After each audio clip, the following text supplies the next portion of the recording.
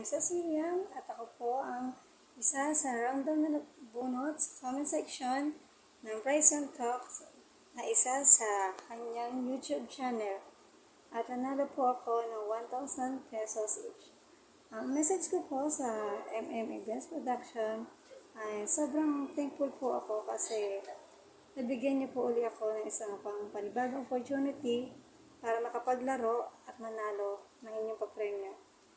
Kaya naman po, ako po ay sobrang thankful talaga kasi kahit di po ako ganun ka-active ngayon sa yung social media, ay pinalad pa rin po ako mabunot.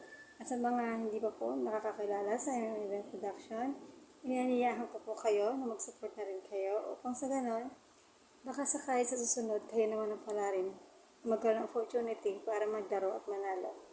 At muli po, ito po si Cecilia. Muli nagpapasalamat sa event production at sa Bryson Talks dahil ako po ang mapalad na ramdam na napili at makapaglaro.